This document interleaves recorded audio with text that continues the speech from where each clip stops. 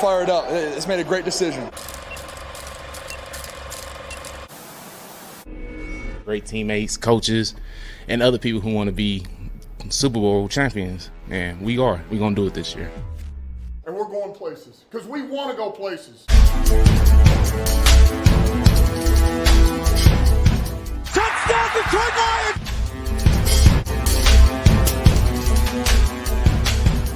Before long, we're going to be the last one standing. People, we're back. Sort of. Last second Yay. dose is back. Yay. I'm here with Brad. It's been a while since we've done a pre-recorded video together.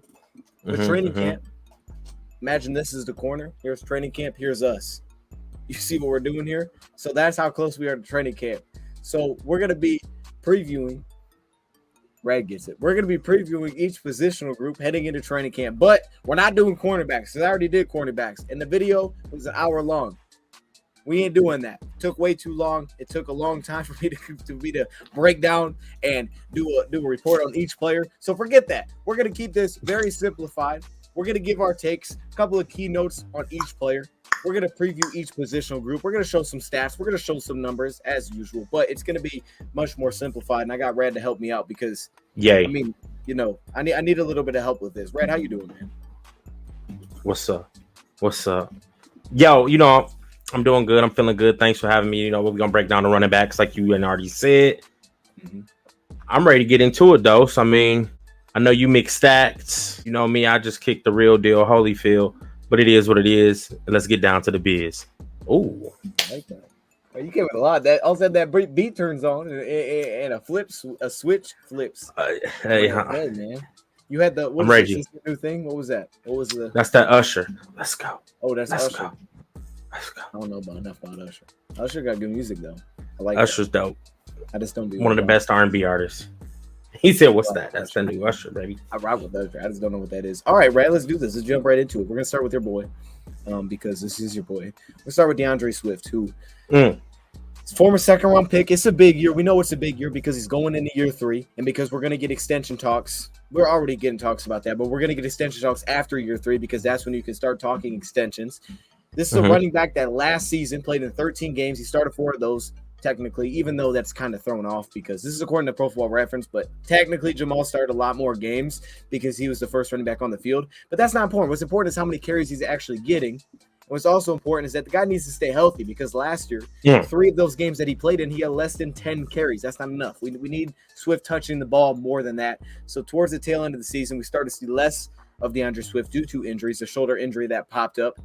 And last season, as a whole, 617 rushing yards, 4.1 yards per carry, which was a little bit better than Jamal Williams. 5 touchdowns, 62 receptions. At one point, Thanksgiving, Rad, he was leading the NFL in receptions for a running back to go along with 452 receiving yards, 2 touchdowns. He did have 6 drops. He was accounted for 6 drops. But I'm going to assume not all of those were on him because I know there was a couple that they're probably a little bit on golf as well. But he had a couple of big plays, a couple of big screens that he took through the house, right? He was our big playmaker starting back to week 1 against San Francisco when he took a screen to the house, kind of jump-started what was a comeback. He moved to the LA Rams. He had a huge screen that he took to the house. There's a lot of those big plays that Deandre Swift gave us. And I know for me personally, what I like about Deandre Swift, because I'm going to throw this to you in a second, what I like about Deandre Swift is 2 games. He showed us 2 different sides of what Deandre Swift could be, right? 2 different sides.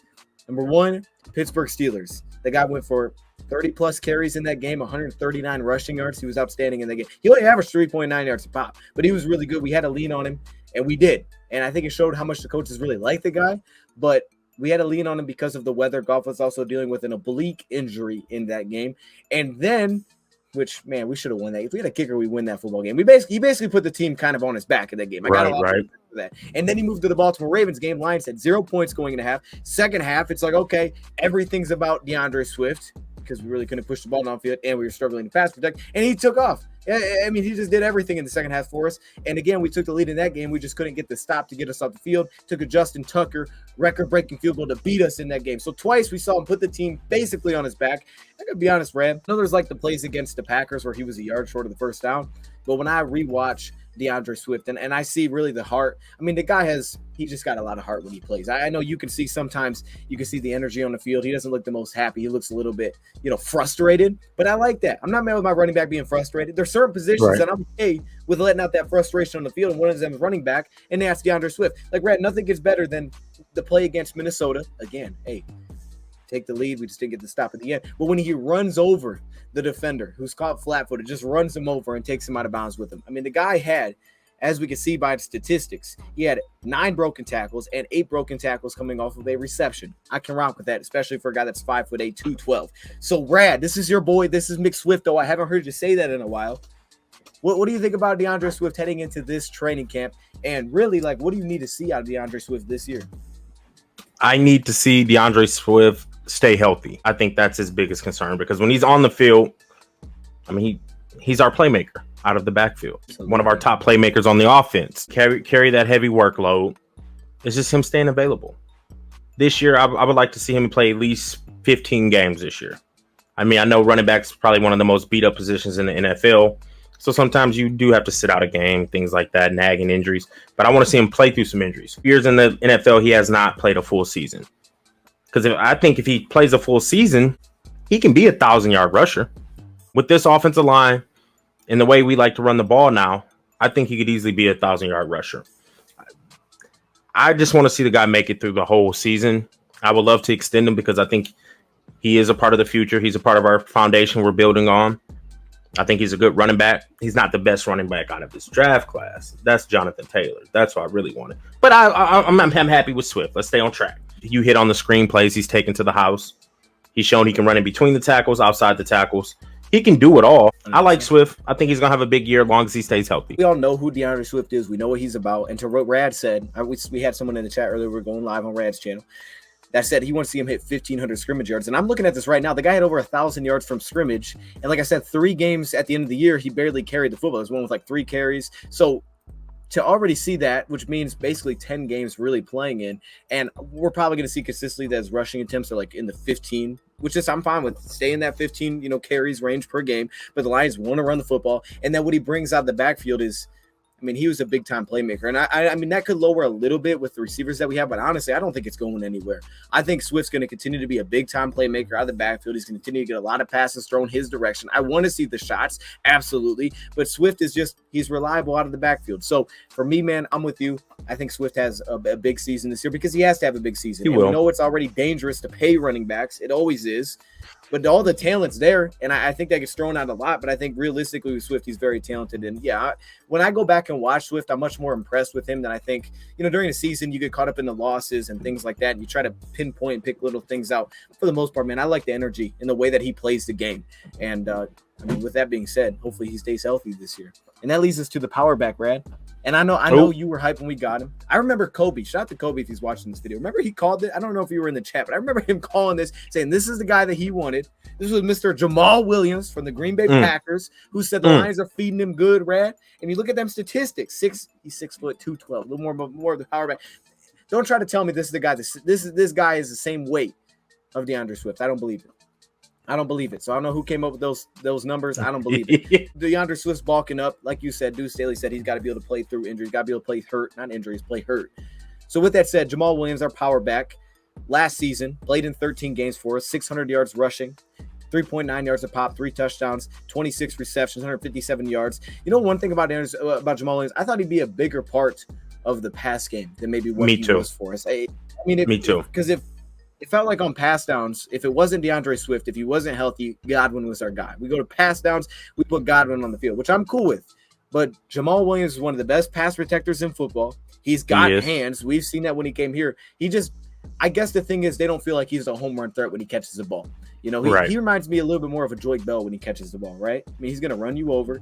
He's downhill. His big plays are usually about 20 yards at the max, but between the tackles, you see big plays, and that's what's great. He's a great zone runner, which fits what we like to do. He was a heck of a signing. I know I loved it, and I think you did too, because 100%. We've seen this team struggle to run for a long time, and it was like, can we get a back that's proven and that's legit? And that was Jamal Williams for us this past season. 10 broken tackles on rushing plays. He only had the one receiving broken tackle because, again, he doesn't really get the ball a lot in those areas. And he had the one fumble, which I put next to it that it was rare because Jamal Williams really never fumbles in football. Last year he actually had one. I think we recovered it. I don't know. Touched on it when I seen that notification come across my phone. We signed Jamal Williams.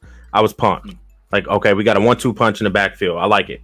And they're different type of running backs because I would say Jamal Williams is more of a north-south power running back. I would have liked to see him a little bit more involved in the passing game because he is one of the better pass blocking running backs there is in the NFL. That's one of his like strong suits. That's one of his key things that you know Jamal Williams for to be doing. Utilize him more inside the 5, inside the 10 though. Like we need to start just punching that ball in, run him 3 times in a row and see if we can get in there. I think he can do that for us. I love what he does for the locker room. He brings that energy, that excitement. He pumps guys up. Yes. I love having him on the team because I know he's a great locker room. And then even practice. You need a guy in practice because I've played a little bit in Division I. You're not always ready to come out and practice every day. You need a guy that's going to pump up the team, get guys going, get them moving, get that blood flowing. And he's that guy. He ignites the team during practice and in the locker room. He's great for us on the field. This is a contract year, so he's going to have to play pretty well if he wants to get re-signed with the Detroit Lions. If not, I think he still can continue his career in the NFL. I wouldn't be opposed to re-sign him, but just because he is a different element of running style compared to Swift. We bring that, 1-2 punch, change of pace, more of a bruiser.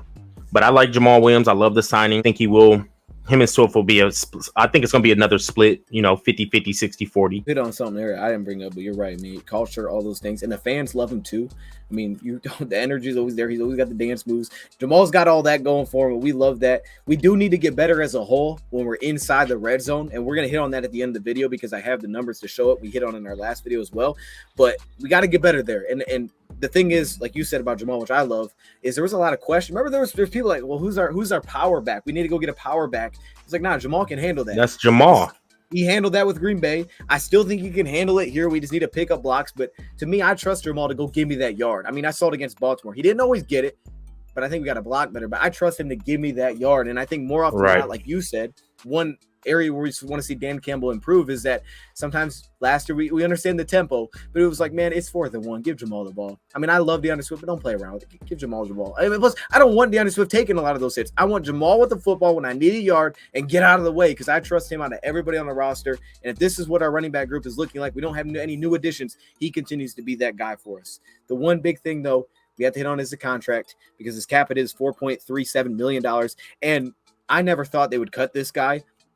But this was a guy that you're like, well, I mean, technically, financially wise, if we did want to open up cap space, you could do it with him because you could save almost $3 million, but you'd have $1.6 million in dead cap this season. But don't do it. We need our backs. We're a running team. You got to have running backs that you can rely on, and that's Jamal Williams because even though he's not the most electrifying big play running back, he's good in every area. He runs the ball well, he pass protects well, and he can pass catch. He does everything well, and he's great in the locker room, as you said. The fans love him. He's great for Detroit. He likes anime. I don't watch anime, Rad. Do you watch anime? I don't. Okay, so that's something. Jamal, that. Anime. Hey, how dare you? You watch anime, Rad? Hey, I just had to know, right? Hey, some people rock with the anime. Hey, comment down below right now if you watch anime. Some people that's their thing. I don't know. That's not me. That's true. I've never tried it though, so maybe I can't hate. Just like the gummy bear. Let's not take it back to that. Let's continue. Craig Reynolds. y'all know if you watch the Brad's live stream, Netflix. Check that out. Absolutely, Netflix. Baller. I have that shirt that says "Cookies and Chill." That comes from Netflix and Chill. We see you, Craig Reynolds. Here's the thing. Yeah. Craig Reynolds was, and I had to do a whole report on this guy. It's a small sample size to look at because it's really like 3 games that he legitimately played in. It's Denver, it's Arizona where he had 26 carries and he went crazy in that game. Denver, he averaged over 7 yards a carry. In Atlanta, we saw him a little bit, wasn't his best, 11 carries, 29 yards. But in the small sample size that we saw, he was the guy that was on practice squad in training camp. He got his opportunity to be elevated because of the Deandre Swift injury, the shoulder injury towards the end of the year. But what we did get to see of Craig Reynolds was enough for the Lions to say, hey, let's give this guy another year. Let's bring him back for next season. Let's see him again. The running back out of Kutztown doesn't get a lot of attention, but what we know out of that college is that he could do everything. And it's hard to watch that film. He's like, okay, what is this? It's hard to find film. But we knew that he could do everything. 5'9", 212. You ran a 4.66. Not your fastest back. I'll let Rad get to that. But I will say this. He can pass catch. We saw that back in college. He will pass block. And I know you're going to bring this up with Jermar Jefferson and why he got the carries and why he took such a big load that he did immediately when he was thrusted in there. But you know what? Like Jamal Williams, Red, I'll tell you this. He reminds me of, you know what you're going to get. You know what you're going to get. You know that he's going to be a playmaker in the pass game if you need him to, which we started to see the Lions started to get him involved in the pass game as the season went. I mean, they weren't immediately getting him involved in the pass game very much. Atlanta, we started to see them utilize him a little bit there. But Craig Reynolds, to me, has a very deep toolbox, and he is, if not the best guy in terms of vision in our running back group. I was going to say sees things. Yes, his vision. I'll let you get to it. I'll come back. I was going to say I like his vision. I think that's his strong suit. You're about to hit on it. I think his vision is pretty top notch. I mean, he's not the fastest guy, but he leans on his vision, sets his blocks up, and he hits his hole where he needs to get. And it's to the point. I like Craig Reynolds so much. I don't want this to happen. But if we were to cut Jamal Williams or trade Jamal Williams, and Craig Reynolds became that number 2 guy, I wouldn't be mad at it, because I feel like he's proven that he can carry a workload and he can be a power back. I mean, he weighs over 200 pounds. He weighs 212. 5'9", 212 is a pretty stocky guy. And he runs pretty heavy. I would say Jamal Williams runs a little harder, but if he needed to be consider our power back, I think he can handle that. And I love his vision. He can do it all. And obviously he's doing something right because he took reps away from your boy, my boy, who was our draft pick. We're going to get on to him a little later. I like Craig Reynolds. Yeah. I believe he will make the team. I believe he's also going to get some carries this year. Even if both running backs are still healthy, I think he's going to get a couple each week. And to me, it's like the cornerback position where we're like, we got to find ways to get these guys on the field. The Detroit Lions last year, statistically, were one of the best teams in football. And I know Jason Kabinda really takes the majority of this. They were one of the best teams in football when they had 2 backs on the field. I mean, they were outstanding in terms of yards per carry, in terms of success rate. So maybe get creative. I don't know. Find a way to get both backs on the field if it's not Kabinda, because these guys, they got to be out there. But to what you said, I'm looking back at my report that I wrote for him, and you were basically just taking off what I wrote. The strong points that I had, I mean, he's well-rounded, as I said, but this is a player that what he does well, one of my favorite things is that I feel like he anticipates as a back. And I don't know if that makes a lot of sense, but if I showed you a clip, I could show you what I'm talking about. He sets up the defender early in run plays, which is why he can make guys miss, break tackles. He protects the football just like Jamal Williams. Yep, he's always falling forward. His legs don't stop turning. He's got fantastic vision. You can play him in a gap scheme, zone scheme, whatever you want to do with the guy. He's a good running back that's well-rounded that, you know, everybody gets caught up in the flashiness, and we'll get to Jamar because this is a perfect segue. The flashiness, the speed, the elusiveness. Find the hole, hit the hole, and make it tough for them to bring you down. However that looks, I'm cool with it, and protect the football because that's one of the knocks that we have for Godwin for sure. So he's not the biggest playmaker. We saw it against Arizona. He hits the hole. It's a great play call, and he gets caught from behind, but hey, he picked up some yards, and I'll take that. Statistically speaking, PFF loves him. The stats are pretty good, 4.2 yards a pop, over 230 yards. Like I said, he had a few receptions in there, but I don't know. I like him. He's reliable. He breaks tackles, and he has good vision. So that takes us to Jermar Jefferson. And let me kick thing off, Red. Your boy. Because this is the fantastic segue, because there's certain positions, man, where, you know what? I mean, the 40 time's great. It's great to have a big time, you know, can take off like Reggie Bush when he was here, or like Deandre Swift, which is why I feel like he's utilized in so many screens, because, you know, you get him the ball, you just never know. He might take it to the house, and you need that, especially in an offense last year that had really no deep threats. Someone's got to give us the potential of, hey, he gets the ball, he might go score a touchdown. Well, Jamar's not really that, but even though he had a lot of big plays in college, he did, but he got him differently. Jamar Jefferson, his 40 time was a 4.55. That's not bad. I rock with that. I mean, we had another guy who was 4.66. That's not bad.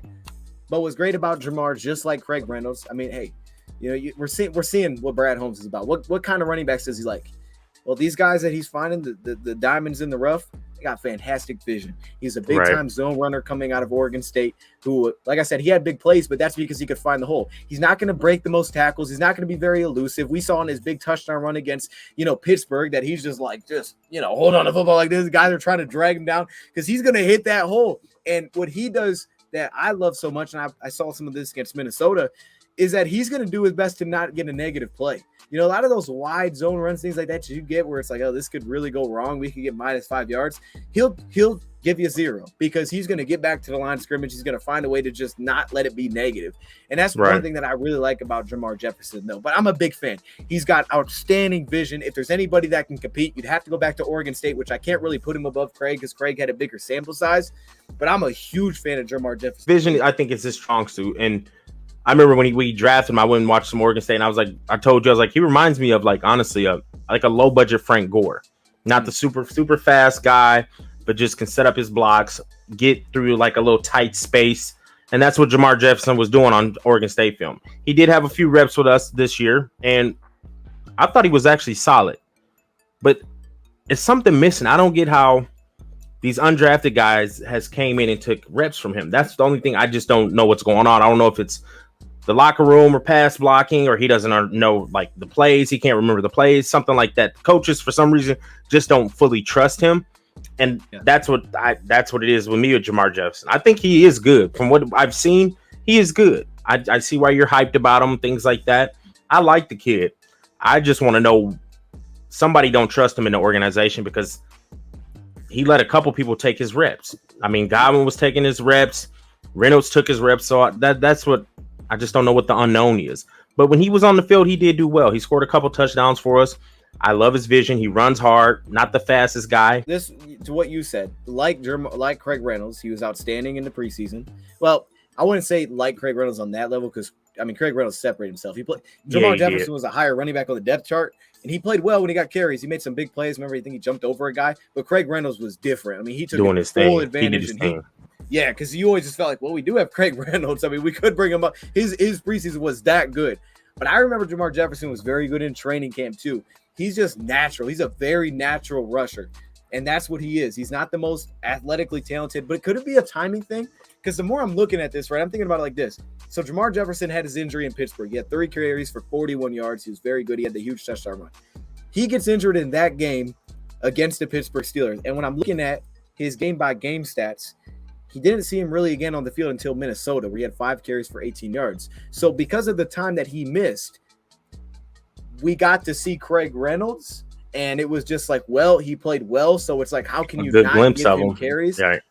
You know, I mean, the guy played so well. It's like, how can we not give him touch? I mean, how can we stop playing him? And we know Dan Campbell is all about playing the hot hand. And sometimes that gets him in trouble where he just feels like something's rolling and he's not going to go away from it. But I can't hate him for doing it. He feeds and rolls with the hot hand, right? He went with Bobby Price. Bobby Price didn't do so well, so he gave Jacobs a shot, and he rolled with Jerry Jacobs. So I understand it. Could have been a timing thing. And then also, as you said, Godwin, they went with him in the receiving game. So let's go right to Godwin Igwebuike, whose name is just ridiculous to try to say. The former safety that when there was no Deandre Swift, he was the guy that made the big plays in the pass game. He was the guy that you felt like, and I get it because if you don't have big-time weapons on the outside that you feel like can maybe make the huge plays, someone has to do it. There's no Hawkinson. Well, Godwin's the guy that athletically had the upside to take it to the house and make big plays. Plus, he started to become our kick returner, which I was talking with right before this. I remember Corey Ballentine was our kick returner. He was not doing anything special. Once he was, moved out because we had cornerbacks that were just getting injured left and right, it became Godwin Igwebuike, and Godwin was pretty darn good as a kick returner. He was pretty great there. And the numbers, even though it's a tiny sample size, 118 yards, but he averaged 6.6 yards per carry, which by far is the best in the team. He had the one touchdown. It was.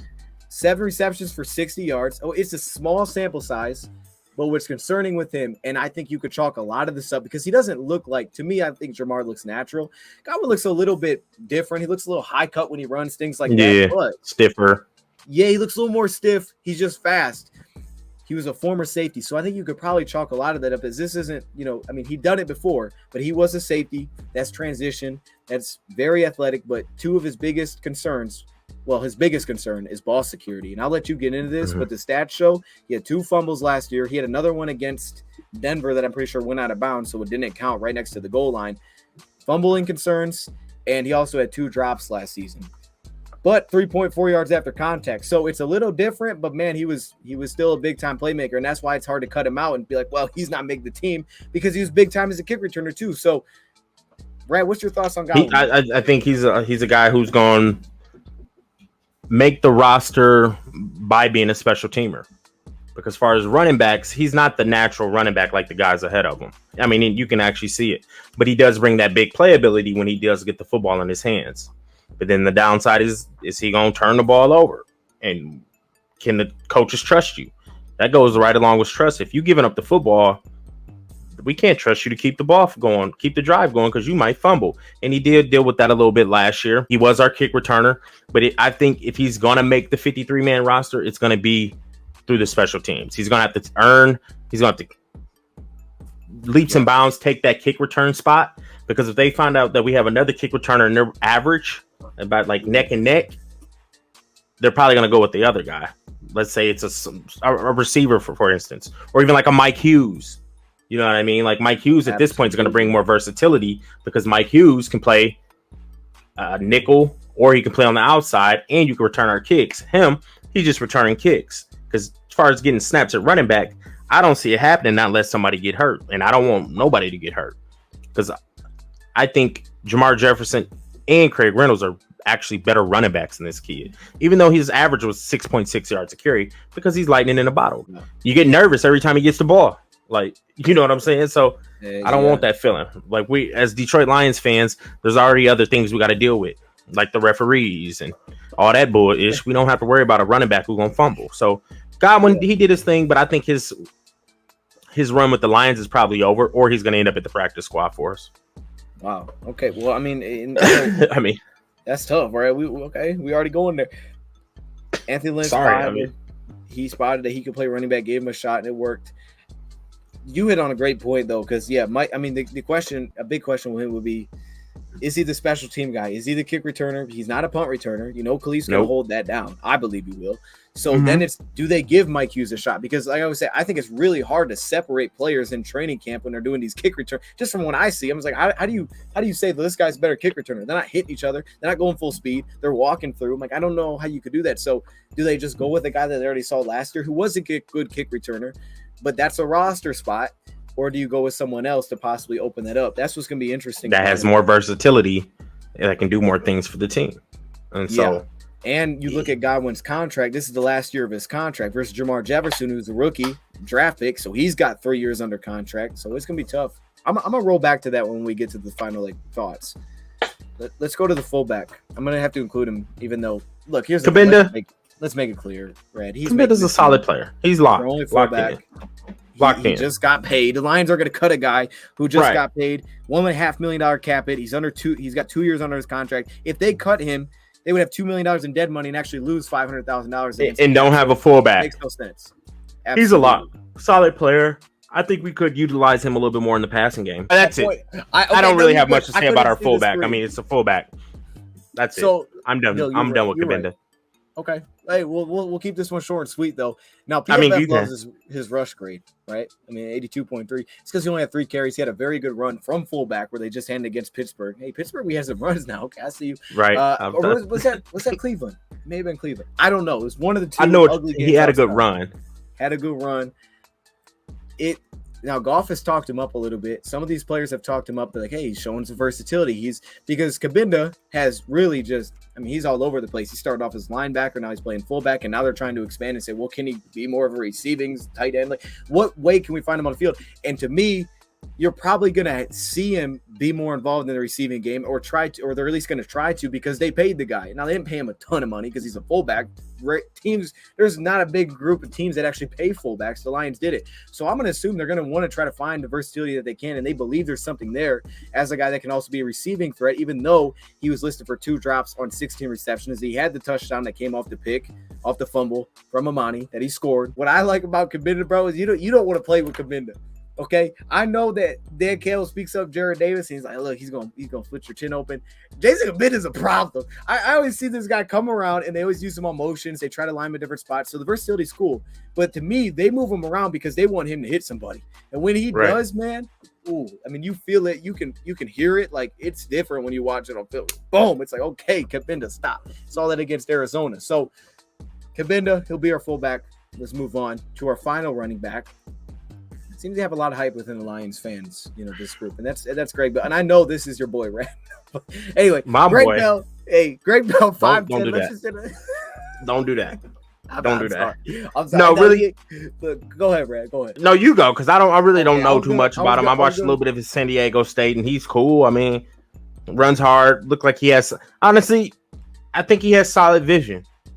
And you touched on it earlier in the video. It seems like Brad Holmes wants to get a bunch of running backs who has good vision. And I think that's actually key for a running back. You got to be able to have good vision. Because we had a running back a couple years back. I'm not going to say his name, but I am. Kerryon Johnson, whose vision was terrible. Ooh. Terrible. We didn't have to go there, but so I'm just saying, as a running back, you need to have good vision. And Greg Bell shows that he has good vision. He has some good runs at San Diego State, but that's all I really know. I don't know too much about him, but it seems like, he's trending on what we like to have as running back. You got to have good vision. Go ahead. You could tap in on him. Because Kerryon Johnson had none. Sorry. I want to throw that in. Well, right. We do need to have guys with vision. I was going to hit on a couple of things because we haven't talked a ton about him. The only time I think I've talked about Greg Bell a little bit is when we took a look at every UDFA the Lions signed in one video. So definitely worth go checking that out. I showed clips, things like that on Greg Bell. You see it, 5'10", 201. He's not the fast guy, ran a 4.63, and you see it on the film. He's really not that fast. These are kind of thrown off when you look at the PFF number stats because these are college stats, so it throws it off big time. 4.5 yards per carry, which isn't a ton actually for a college player. Usually that's much higher. I would say the best comparison that I have for Greg Bell, not a player comparison, instead just a visual, is that if you ever played Mario Kart, and I'm sure everybody here has probably played Mario Kart at one point or another, at least seen Mario Kart, and when you get that gold star, right, and you move a little bit faster than everybody else, but at the same time you're a little bit out of control, but you kind of run into anything and you run right through it, unless it's like a tree or something.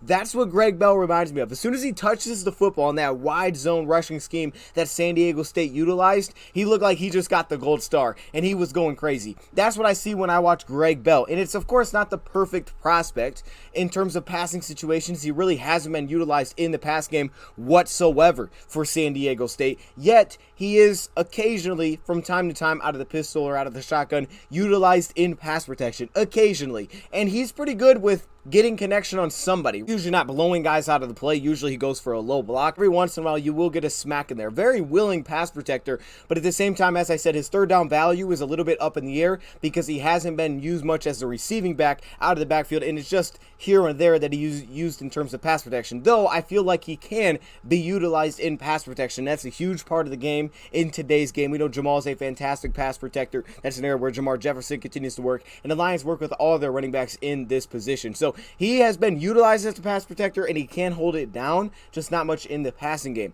Now, as a runner, as I kind of gave you that visual on what I see in terms of watching Greg Bell, there's a couple of things that you don't love. For one, he can be a little bit premature with his cuts, not allowing things to fully develop or see where they're going, and you'll see him just kind of run into the backs of an offensive lineman, and there won't be a hole where he's trying to get to, and he'll just run into somebody. That can happen. I mean, that's not rare. That has happened with Greg Bell, but at the same time, as I said, he gets from 0 to 100 very fast. That's what he is as a back. His 40 time, his top end speed may not be electric. Sometimes he struggles to get to the corner. He just doesn't really have that, and it can show up especially in a wide outside zone rushing attack, but he is a very big one cut type of back where he can plant his foot, the foot quickness to get upfield and plant really quick right off the handoff. As soon as he gets the football, he has the ability to get the speed very fast, but also make a really decisive one cut to get upfield. That's what he can do. Now, when it comes to being into the second and third levels, he's much less of a pace running back that seems to run with much flow, seems to run very patient. Nah, not that. He is get the ball and go, and at times you'll see him kind of lose his footing at the second and third level. He'll go down. He doesn't break a ton of tackles either. He runs a little bit more high cut, right? He's not as low. That's kind of just, weaving his way through traffic. No, he's kind of upright, cut and go, and he loses his balance at the second, third level, doesn't break a lot of tackles. He doesn't look like a Jermar Jefferson. I would say he's almost closest to a Godwin, just without having that same top end speed, but at the same time, it is a different kind of change of pace back. I also love the fact that you get him in a situation where it's close quarters or he runs into a pile. His legs don't stop turning. He runs very hard. He consistently is falling forward, and usually he tries to get back to the line of scrimmage. If a play goes downhill, he's going to fight to get back to the line of scrimmage. He doesn't dance with the football very much. That's not what he's ever going to get, mistaken for. He's going to make his cut. He's going to get upfield. He's going to try to pick up some yards. Now, maybe a little bit out of control, may leave some yards on the field because, he didn't make a guy miss in space. He's not the most elusive, but he will cut upfield. So it fits really well with these wide zone rushing attacks. That's why he was so successful out of the pistol and out of the shotgun. And it is a little bit of a change of pace. Now, you do wonder a little bit about his ball security, which has shown up at times as an issue. And of course, that's something that can't be an issue. But onto the football, it's hard to have you on the field. We had that with Godwin last year, and it was concerning. You're just like, oh gosh, okay, I want to give him the ball because, yeah, he can make big plays, but you got to be able to take care of the football as well. He's a little bit taller than you would like for a guy that's only 5'10". He also runs bigger than he is at 201 pounds. Being on the lighter side for a running back, he runs very, very hard. His legs keep turning. I mean, he's overcome some things in college as well. So that's the kind of back that you're getting here. It makes me very interested to see how this ends up shaking out, because there's two ways that it could go. With having a patient type of runner like Craig Reynolds, who has outstanding vision as a running back, not always your big play threat. If the Detroit Lions did decide to try to keep a guy like Greg Bell, that could put Godwin in a tough position because of a guy like Craig Reynolds, who seems at this point to be a lock, and he should make the team this season. And there's also the flip side of it, where you have a guy like Godwin Igwebuike. Now, we haven't really seen Greg Bell utilized on special teams. However, looking at his play style, I could see potential here for him to be a kick returner, and I would like to see the Lions give him some potential cracks at it as a kick returner just to see how it plays out, because if he can bring that to the table, a little bit less speed, but because of his play style, if he could bring a little bit of kick returning ability to what the Lions are looking for, then I think his rushing style is closest to that of a Godwin. He looks a little bit more like Godwin than any of these other backs that we currently have on the roster, but he runs hard. I wouldn't consider him necessarily a power back, but between the tackles, he's not going to shy away from that contact. I would also like to see him utilized a little bit more in the pass game, because if he can bring that as a one-cut runner, he struggles a little bit to change direction, again, at full speed, some of that body control, but he can play out of the gun. So Greg Bell's a very intriguing running back. I still don't really see him making the team over these other guys that we currently have, but again, if you're just going by different elements, different types of running backs that you could have, I would say he's closest to Godwin. He's unlike Craig Reynolds and Jermar Jefferson. They're not kind of the same style of a running back. So if you're looking for different styles, maybe that gets the other guys in trouble, because he can bring something that's just a little bit different, just a little bit of a change of base. That group is good. We have good Jamar. Right. I mean, we're cutting probably a good player this offseason. And to me, I just didn't see anything that stood out when I went back and I watched the film that I've watched on this player that would put him above any of these other guys that I see that are currently on this roster. But who knows? Maybe he surprises there.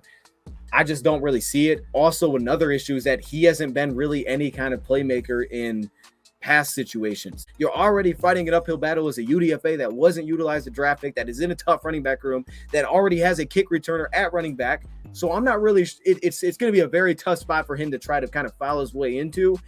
I don't really see it right all together. I'm going to throw all these stats on the screen, overwhelm you with stats through here. I won't go through them all. What we looked at the success rushing. Right, I don't know if you have Canva open. We're on page 46. And I'm here. Okay, so you can see it. On the right, we took a look at the success by personnel groupings that the Lions were in: 11 personnel, 12 personnel, 21 personnel. And we broke down how important it was to have an outside receiver, because when we didn't have one, the stats, specifically in 12 personnel, the running back, 2 tight ends, it fell apart. It was really bad. But when you look at it on the season, Lions out of 11 were 4.2 yards a pop, 12, 4.6 yards a carry, which is very inspiring to me, because it shows that, hey, as long as we have any kind of threats on the outside, the Lions can run the football, right? I mean, that's the thing. And 4.8 yards per carry, again, with the 2 backs. It's inspiring when you look at that. The numbers are pretty darn good. And I think, again, all the way on the left side kind of says the same thing. Pre-bye week, right? Pre-Ben Johnson, pre-Taylor Decker. Pre-bye week, as a whole, the Lions averaged just over 4 yards a carry. That's not very good. Post-bye week, you see the statistics, basically 4.7 yards a pop, 7th in the NFL. 126.7 yards per game. All of those things are up from in the middle, which was the stat line on the season, 4.4 yards a carry. That's not good. I mean, it's not saying it's bad. It's not where we need it to be. As I say with everything, we talked about defensive line. If we're going to be what we're going to be, we can't be average. We can't be above average. We can't be good. We need to be elite. We need to be fantastic. We have to be a very, very good running team. We have to be a great defensive line. We can't just be good if we're going to get to where we want to get to. And to do that for them, because, I mean, I think we all agree here. We'll get to offensive line. We have a great offensive line. We have a very good running back group that needs to stay healthy. But for some reason, our rushing numbers aren't as good as they need to be. I mean, you're 21st in attempts. You got to stay on the field. But we need those explosive guys on the outside that can open this up. I will say as a whole, we expect this run game to get better just based on that. Based on what we have on the outside, I expect this to be much more explosive, is the word that Dan Campbell likes with this run game. What are your thoughts, man? I'm a piggyback off of it. Just what we've added on the outside, talking receivers, it should instantly impact the run game, because now you can't load up the box on us because we have right as of week 1, we have at least one receiver that can take the top off of defense, and I'm talking DJ Chark. Later on down the line, we're gonna have 2 when we start adding in JMO. So you're gonna need to back up them safeties. You're gonna need to play 2 deep high safeties, because if not, we're gonna hit you with a play action and take it to the house. So to your point, our run game I think we should see a boost in our run game this year just off the receiving core we have. Obviously, we're getting Frank Ragnow back at center. Sorry, Taylor Decker should be ready week 1. Everybody should. Excuse me. Why are you laughing? I'm sorry. You threw me on the Frank Ragnow at safety. I'm done, bro. I know. I don't know why. I was thinking safeties are backing up. You know what I'm saying? But let me get back in my thought. Let me get back in it. We should instantly see the run game. I mean, oh God. We should have the run game improve because the offensive line. Go through it, man. The run game should improve just because the offensive line is going to be intact. So the yards per carry should go up. The chain should continue to move. And yeah, that's it. I'm hot, dude. Okay. My lady wants to go swimming. I'm thinking about swimming right now. I see. I get you. Hey, now look, I want to ask you one last thing before we get out of here. Cut that out. Am I crazy to look at it as when I look at the personnel groupings, right? 12 personnel. Mm-hmm. Right. And when I see how bad we were from week 5 to 8, because, well, obviously we didn't have Decker or Frank, but we also didn't have an outside receiver. Your boy went down, Quintez. There was no Josh Reynolds yet. I look at that, specifically that personnel grouping, and say that's very concerning, because in that personnel grouping, it's not like we're going out there with 3-4 receivers where defenses are most of the time putting 2 deep safeties. This is a spot where if you have very elite weapons, Tennessee, A.J. Brown, they have these guys on the outside that are very concerning, you still would put 2 deep safeties, which is what Seth Ryan, all those guys talked about wanting to have. When I see that our running game fell apart that much, it makes me really believe that it's because teams just said, hey, we're going to load up the box. There is no 2 shell. Ain't nobody to worry about on the outside. No one's worried about it. So I look at that number as very concerning. Final thoughts. Lions kept 5 running backs last season. Deandre Swift, Jamal Williams, Jermar Jefferson, Godwin, and also, I'm sorry if I messed up his name every time, Jason Kabinda with Craig Reynolds becoming the guy in that room as he worked his way up through injuries. So I don't want to put this on you now, but you can I feel like put it on me. We're kind of both on the spot that we think Greg Bell's probably not going to make it. Maybe he's a practice squad, which would be cool. Which guy of that group? Because if we're going through the numbers, it adds up. We got an extra guy in there. Godwin's not making it. Godwin. That was quick. You didn't. Godwin's not making it. He had fun. Not unless he can show in preseason that he can really just take a hold of that kick return ability and protect the football. I think it has to be Godwin, because they invested a draft pick on Jamar Jefferson. Yep. We both like him. Obviously, the regime likes him because they drafted the guy. Craig Reynolds has film and proven that he can shoot. If need be, he could be the number 1 guy. Jamal Williams is Jamal Williams, and Swift is our number 1. So it has to be Godwin. And then, like you said, Bell will be on the practice squad. Godwin may make waivers and he'll end up back on the practice squad. But as of right now, I think he's the one who's the odd man out. We're on agreement. That's the position. That's the battle to watch, because now Craig Reynolds in the fold. Me and you both, after what we saw last year in a very small sample size, we're on board. We think that guy's making it, as he should. So it's Jermar versus Godwin. One guy has 1 year on his contract. One guy has 3. One guy had better statistics than Godwin. One guy's more explosive. But at the same time, he's changing positions. He's our kick returner. So all that goes into account. The other guy's a draft pick, 3 years on his deal. I think he's a better runner. I would lean Jermar. But one guy also brings a little bit of a different element, which is speed and explosiveness that really Jermar doesn't bring to that extent. Yet he can make big plays. So we're on the same page. We're both leading Jermar. And that's the Detroit Lions running back outlook heading into training camp. Ready? Final thoughts before we wrap this up? We out. Right. We out, man. Comment down below what you guys think, who makes the roster, and we'll see you back with another one of these soon. Click that like button. Oh, I messed up. I don't know what I said. You said I got that like button. You know, Brad, you messing up words right now. We just gonna click the like button and holla at you. You heard.